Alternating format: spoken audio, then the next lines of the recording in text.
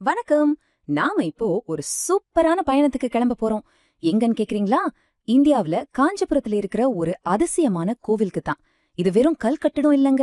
இது காலத்தையும் தாண்டி சொர்க்கத்துக்கே நம்மள கூட்டிட்டு போற ஒரு பயணம். நம்ம எல்லாருக்குமே குறிப்பா பக்தி மார்க்கத்துல இருக்கிறவங்களுக்கு ஒரு பெரிய கனவு இருக்கும். என்னன்னா இந்த வாழ்க்கைக்கு பிறகு நேரா கடவுளோட இருப்பிடமான வைகுண்டத்துக்கு போகணும்னு. ஆனா ஒரு நிமிஷம் யோசிச்சு பாருங்க. அந்த பயணத்தை இங்கேயே இந்த பூமியிலேயே தொடங்க முடியும்னு ஒரு கோவில் சொன்னா எப்படி இருக்கும்? ஆமாங்க, அப்படி ஒரு இடம் நிஜமாவே இருக்கு. அதுதான் காஞ்சிபுரத்துல இருக்கிற திருப்பரமேஸ்வர விண்ணகரம். ஆனா உலகத்துல இருக்கிற எல்லாருக்கும் இது வைகுண்ட பெருமாள் கோவில்னு தான் நல்லா தெரியும். சரி, மத்த கோவில்களுக்கும் இந்த கோவிலுக்கும் அப்படி என்ன பெரிய வித்தியாசம்? அதோட கட்டிடக்கலை தான். அதுவே ஒரு பெரிய புதர் மாதிரி அமைஞ்சிருக்கு. நீங்க எந்த கோவிலுக்கு போனாலும் பாருங்க, கருவறை தரைத்தளத்துல மட்டும்தான் இருக்கும்.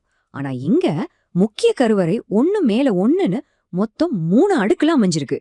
இது ரொம்ப ரொம்ப அபூர்வமான ஒரு அமைப்பு. கட்டிடக்கலை நிபுணர்கள் இந்த அமைப்ப அஷ்டாங்க விமானம்னு சொல்றாங்க. அதாவது மகாவிஷ்ணுவோட உடலே இந்த விமானமா அமைஞ்சிருக்குன்னு ஒரு ஐதீகம். சொல்லப்போனா பல்லவர்களோட கட்டிடக்கலைக்கு இது ஒரு மணிமகுடம்னே சொல்லலாம். சரி வாங்க, நாம இப்போ இந்த கோயிலோட ஒவ்வொரு தளமா ஏறி அதுல ஒளிஞ்சிருக்கிற தெய்வீக ரகசியத்தை என்னன்னு தெரிஞ்சுக்கலாம். இது ஒரு செங்குத்தான ஆன்மீக பயணம்னு கூட சொல்லலாம். இந்த கோவிலோட ஒவ்வொரு தளமும் மகாவிஷ்ணுவோட ஒரு குறிப்பிட்ட கோலத்தை நமக்கு காட்டுது. தரைத்தளத்துல பாத்தீங்கன்னா அவர் அமர்ந்த கோலத்துல இருக்காரு. முதல் தளத்துல சயன கோலம், அதாவது படுத்திருக்கிற மாதிரி.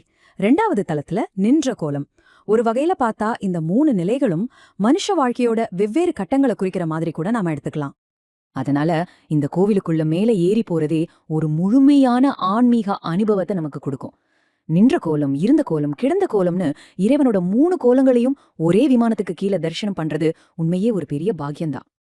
இப்போ கோவிலோட அந்த செங்குத்தான அமைப்பிலிருந்து நம்ம கவனத்தை அதோட கிடைமட்டமான அமைப்புக்கு திருப்பலாம். அங்க என்ன இருக்குன்னு கேட்டா, கதை சொல்ற சுவர்கள் இருக்கு. ஆமாங்க, இந்த கோவிலோட பிரகாரத்தை சுத்தி வர்றது சும்மா வலம் வர்றது மட்டும் இல்ல. அது ஒரு பெரிய வரலாற்று புத்தகத்தையே படிக்கிற மாதிரி. ஏன்னா இந்த சுவர்கள்ல செதுக்கப்பட்டிருக்கிற புடைப்புச் சிற்பங்கள் ஒவ்வொன்னும் ஒரு கதை சொல்லுது. என்ன கதைன்னு கேக்குறீங்களா? வேற எதுவும் இல்ல.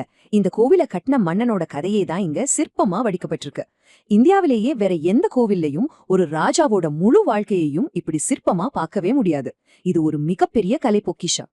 பல்லவ வம்சத்துல வாரிசே இல்லாத ஒரு சூழ்நிலையில வெறும் 12 வயசு பையனான நந்திவர்மனை எப்படி ராஜாவா தேர்ந்தெடுத்தாங்க, அவனுக்கு எப்படி முடிசூட்டு விழா நடந்துச்சு, அப்புறம் அவன் எப்படி இந்த பிரம்மாண்டமான கோவில கட்டுனா, இப்படி அவனோட வாழ்க்கையில நடந்த முக்கியமான சம்பவங்கள் எல்லாமே இந்த சிற்பங்கள்ல ரொம்ப தெளிவா காட்டப்பட்டிருக்கு. சரி, இதுவரைக்கும் கோவிலோட கட்டிடக்கலை வரலாறு பத்தி பார்த்தோம். இப்போ அதையெல்லாம் தாண்டி இந்த கோவிலோட பெயர்ல, புராணத்துல, ஏன் கவிதைகள்ல கூட ஒளிஞ்சிருக்கிற கதைகளை என்னன்னு பார்க்கலாம். இது ஒரு விஷ்ணு கோவில்னு நமக்கு நல்லா தெரியும். ஆனா இதோட உண்மையான பெயர் பரமேஸ்வர விண்ணகரம். ஒரு நிமிஷம், பரமேஸ்வரன்கிறது சிவபெருமானோட பெயர் இல்லையா? அப்போ ஒரு விஷ்ணு கோவிலுக்கு எப்படி அந்த பெயர் வந்துச்சு? இந்த முரண்பாடுதான் நம்மள ஒரு சுவாரஸ்யமான புராண கதைக்குள்ள கூட்டிட்டு போக போகுது. புராண கதைப்படி மகாவிஷ்ணுவோட இந்த 3 வடிவங்களையும் பார்த்து மெய் மறந்து போன சிவபெருமானே அவரை பரமேஸ்வரா அப்படின்னு அழைச்சாராம். அதாவது உன்னதமான தெய்வம்னு அர்த்தம்.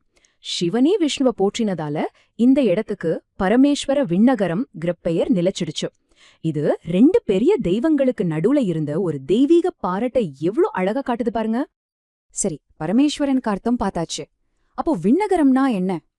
விண்ணா ஆகாயம் இல்லனா வைகுண்டம், நகரம்னா இருப்பிடம். ஆக மொத்தமா சேர்த்து பார்த்தா உன்னதமான தெய்வத்தோட விண்ணுலக இருப்பிடம்னு அர்த்தம். பாத்தீங்களா?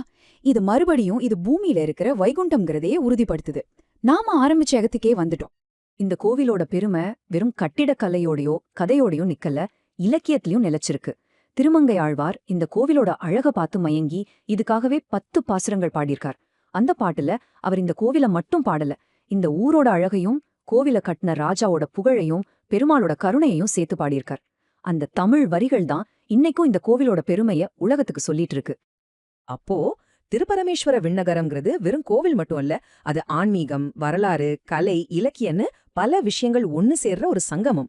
இந்த கோவிலோட கதை நமக்கு ஒரு விஷயத்த நினைவுபடுத்துது. அது என்னன்னா, நம்மள சுத்தி இருக்கிற பழமையான கெட்டிடங்களுக்குள்ளேயும் இது போல எத்தனையோ மறக்கப்பட்ட கதைகள் ஒளிஞ்சிருக்கலாம். நாம எப்போ அதை தேட ஆரம்பிக்க போறோம்?